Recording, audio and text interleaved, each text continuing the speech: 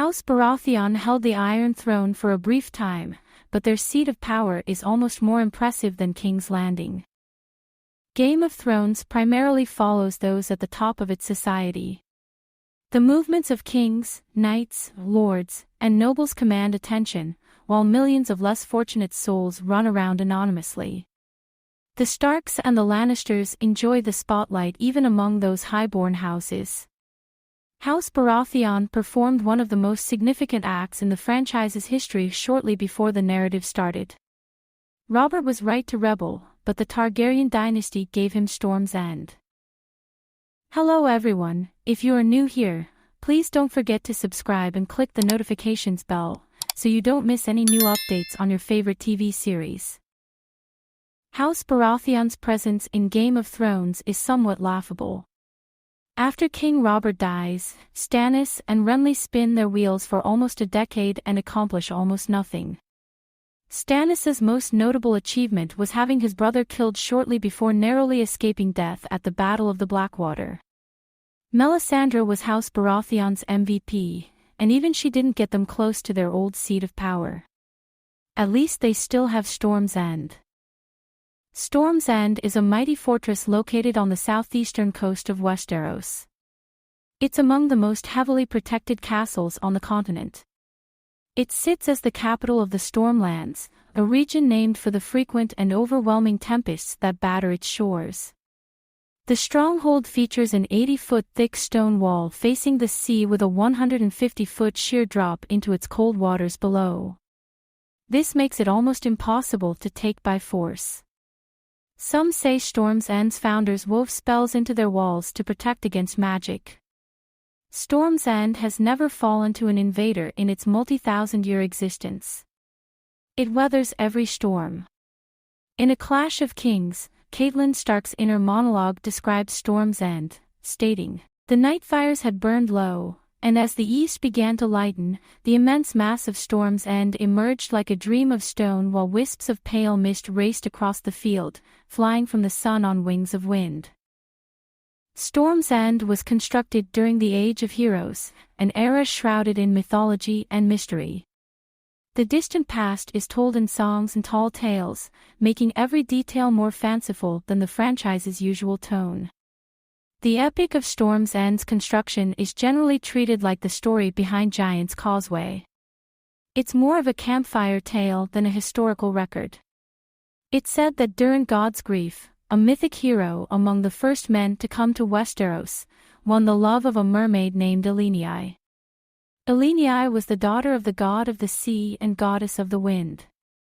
When she and Durin consummated their love, Elenei gave up her godhood and became mortal. Durin earned the gods' wrath that day. They sent a storm to destroy his keep and kill his family. Durin declared war, building a new castle over Shipbreaker Bay. The gods shattered it again. They went through this cycle 6 times.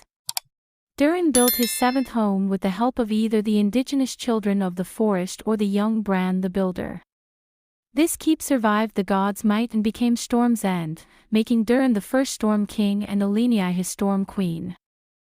Durin's ancestors, House Durrandon, held Storm's End for thousands of years. Storm Kings ruled the Stormlands as an independent kingdom until the days of Aegon the Conqueror.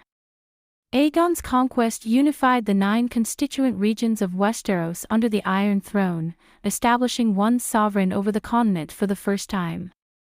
Though Aegon was known for accomplishing impossible invasions, he didn't successfully storm Storm's End. Aegon sent his future hand and rumored bastard half-brother, Orys Baratheon, to the Stormlands. Argilac Durrandon ruled the keep at the time. He would come to be known as Argilac the Arrogant for his catastrophic pride. Argilac reached out to Aegon to propose a partnership. He'd borrow the Targaryen armies, and Aegon would marry his daughter. Aegon refused but offered to wed the young lady to Orys. Argilac had Aegon's envoy's hands hacked off and sent back to him. Unfortunately, the conqueror had been looking for an excuse to wage war. Argilac started Aegon's conquest because he didn't like the idea of his daughter marrying a bastard.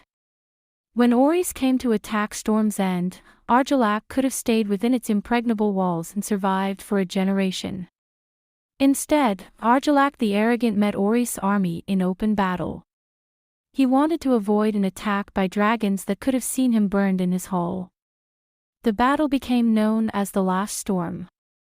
It ended when Argilac was thrown from his horse after a jet of flame from a Targaryen dragon. Orys gave Argilac a chance to surrender, then killed him when he refused. Orys Baratheon took Storm's End without entering it.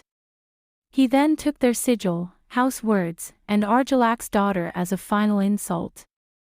Aegon legitimized Orys, establishing House Baratheon as the new Storm Kings. In a way, the legacy of Durin God's grief lives on in Storm's End. House Baratheon married into House Durrandon, making its issue the descendants of the legendary builder. Like Durin, Orys wanted to marry someone and declared war against seemingly unbeatable odds to secure his bride. House Baratheon was born in Storm's End, and it remains theirs even after they lost the Iron Throne. Thanks for watching. Please don't forget to like this video and drop comments. And most importantly, don't forget to subscribe and hit the notification bell so you don't miss anything.